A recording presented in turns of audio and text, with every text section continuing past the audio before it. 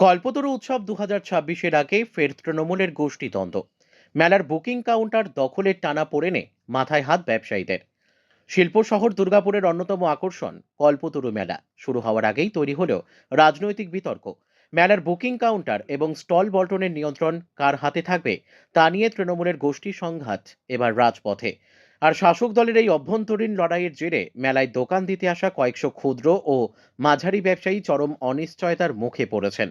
সূত্র মারফত খবর, দুর্গাপুর নগর নিগম ও মেলা কমিটির সমন্বয় নিয়ে নবীন ও প্রবীণ মেলা কমিটির সদস্যদের মধ্যে ঘটে চলা দীর্ঘদিনের ঠান্ডা লড়াইয়ের জেরে মেলার বুকিং কাউন্টার খোলা থাকলেও সেখানে বুকিং নেওয়ার জন্য কার্যত কাউকেই দেখতে পাওয়া যায়নি।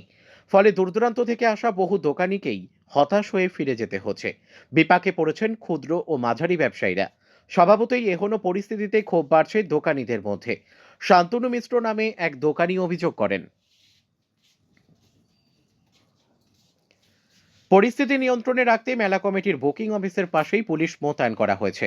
প্রসঙ্গত, উল্লেখ্য, 1 জানুয়ারি থেকেই দুর্গাপুরের গ্যামন ব্রিজ এলাকায় শুরু হতে চলেছে দুর্গাপুরের ঐতিহ্যবাহী কল্পতরু মেলা।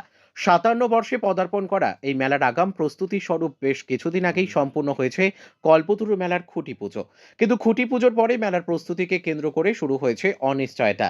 অন্যান্য বছরের ন্যায় এই বছরেও দলীয় অন্তর্দ্বন্দ্বের চিত্র ফের প্রকাশ্যে আসায় স্বভাবতই অস্বস্তিতে মেলা কমিটি। বর্তমান মেলা কমিটির সভাপতি তথা দুর্গাপুর নগর নিগম পৌর প্রশাসক মণ্ডলীর চেয়ারপারসন অনিন্দিতা মুখোপাধ্যায় জানান,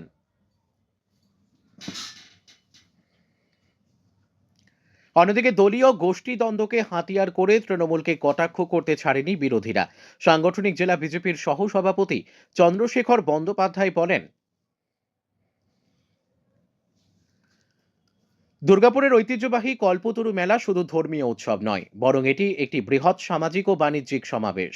মেলাকে কেন্দ্র করে জীবিকা নির্বাহের জন্য দূরদূরান্ত থেকে দোকানিরা আশা নিয়ে মেলায় আসেন। কিন্তু তৃণমূলের গোষ্ঠীদ্বন্দ্বের জেরে চরম সমস্যার সম্মুখীন হয়েছেন তারা। তারা আশঙ্কা করছেন, দ্বন্দ্বের রাজনীতিতে মেলার আগেই যদি এমন অচল অবস্থা তৈরি হয়, তবে মেলা চলাকালীন পরিস্থিতি কি হবে। শুধু তাই নয়, প্রশ্ন উঠছে কল্পতরু মেলার কর্তৃত্ব আর নিয়ন্ত্রণকে কেন্দ্র করে দুই গোষ্ঠীর দ্বন্দ্বের টানাপোড়েনের খেসারত কি এবারও দিতে হবে সাধারণ দোকানীদের। বুকিং অফিসের পাশে পুলিশ মোতায়েন থাকলেও কেন থমকে রয়েছে বুকিং প্রক্রিয়া? প্রশাসনিক নজরদারি থাকলে কেন এই অচল অবস্থা? ঐতিহ্যবাহী কল্পতরু মেলা কি কেবল উৎসবের নাম, নাকি গোষ্ঠীদ্বন্দ্বই তার নিত্য সঙ্গী? শান্তিপূর্ণভাবে মেলা আয়োজনের পরিকল্পনা কি কাগজেই থেকে যাচ্ছে? মেলা কমিটি কি স্পষ্টভাবে জানাতে পারবে কবে, কিভাবে এবং কার মাধ্যমে বুকিং শুরু হবে? নতুন বছরের শুরুতে কি আদেও নির্ধারিত সময়ে সুষ্ঠুভাবে শুরু হবে কল্পতরু মেলা? শহরবাসীর নজর এখন প্রশাসনের দিকে। দুর্গাপুরের ঐতিহ্যবাহী মেলা হচ্ছে কল্পতরু মেলা। এই মেলা একসময় ডিপিএল এর অফিসার, ডিপিএল এর এমপ্লয়িরা পরিচালনা করতেন। পরবর্তী পর্যায়ে দুর্গাপুর নগর নিগমের মহানাগরিক দিলীপ অবস্থি থাকাকালীন এই মেলার কন্ট্রোল নেয় দুর্গাপুর নগর নিগম। দুর্গাপুর নগর নিগমের থেকে এই মেলা নেওয়ার পর বিভিন্নভাবে মেলাকে কেন্দ্র করে গোষ্ঠীদ্বন্দ্ব দেখা যাচ্ছে। তৃণমূল কংগ্রেসের এক পক্ষ গিয়ে বসে আছেন টেন্টে কে বুকিং নেবেন, আরেক পক্ষ বসে আছেন কে বুকিং নেবেন। মহানাগরিককে চিঠি করতে হচ্ছে, বোর্ড অব অ্যাডমিনিস্ট্রেটরের চেয়ারম্যানকে, থানার আশ্রয় নিতে হচ্ছে, পুলিশ ফোর্স দেন তাহলে বুকিং কমপ্লিট হবে। এই অব্যবস্থার জন্য দায়ী কারা? এই ব্যবস্থা নির্মাণ করতে হবে। কেন পশ্চিম বর্ধমান জেলা প্রশাসন, আসানসোল দুর্গাপুর পুলিশ কমিশনারেট এই বিষয়ে একটা সুষ্ঠু সমাধান বের করতে পারছে না? যেখানেই অর্থের খেলা সেখানেই প্রেজেন্স হচ্ছে তৃণমূলের। এই খেলাটা বন্ধ করা দরকার। এই মেলার খেলা দিয়ে রাজ্যের সরকার দুর্গাপুরের মানুষকে বিভ্রান্ত করে রাখতে চাইছে। আমরা এই খেলা মেলা বন্ধ করে সুষ্ঠুভাবে যাতে কল্পতরু মেলা অর্গানাইজ হয় তার পক্ষে আমরা ভারতীয় জনতা পার্টি।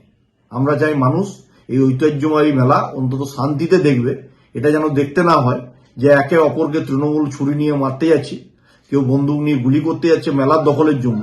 এই ব্যবস্থা দুর্গাপুরবাসী দেখতে চায় না। আমরা এই ব্যবস্থার পরিবর্তন চাই।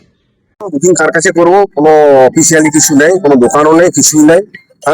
কিছু অব্যবস্থা পুরো বোঝা যাচ্ছে না কি করা যাবে। আমরা এসডিও কে কমপ্লেন জানাচ্ছি এবং ডিএমকেও কমপ্লেন যাচ্ছি। আলটিমেট যাতে মেলাটা সুস্থভাবে হয়, এটা প্রাচীন মেলা, প্রাচীন ঐতিহ্যবাহী মেলা। আমরা চাই মেলাটা যাতে সুস্থভাবে সম্পন্ন হয়, এটা আমরা বলবো এবং ডিএম এবং এসডিও হস্তক্ষেপ দাবি করছি। মানে স্টল দেয়, আমার ফুড স্টল দেয়, আমার কলিগরা ফুড স্টল। করতে পারবেন? জানি না তো, ওরা তো বুকিং যদি না করে মেলা কর্তৃপক্ষ এটা বলতে পারবে। কি নাম ওর? আমার শান্তনু মিশ্র। শান্তনু মিশ্র। অনেকদিন আগেই ওকে বলে দিয়েছিলাম যে যদি কোনো রকম অস্বস্তির কারণ থাকে টেন্ডার করে দিতে। আজকে চেয়ারপারসন এসেছিলেন, উনি প্রেসিডেন্ট, ওনাকে জিজ্ঞেস করলাম, উনি বললেন একটু অস্বস্তিকর পরিস্থিতি আছে। আমি ঠিক জানি না সব, বুকিং এখনো পর্যন্ত হয়নি, যার জন্য কেউ বুকিং করতে পারছে না ঐতিহ্যমণ্ড। সেটা তো আমি বুঝতে পারছি না। মানে কি ধরনের অস্বস্তির কথা কিছু বলেছে? না, খুলে কিছু বলেননি। উনি বলছেন যে বুকিং হচ্ছে না, এই ধরনের কিছু একটা অসুবিধার কথা। সেটা তো হওয়ার কথা নয়। কমিটির লোকেরা এই নিয়ে নিশ্চয়ই সিদ্ধান্ত নেবে।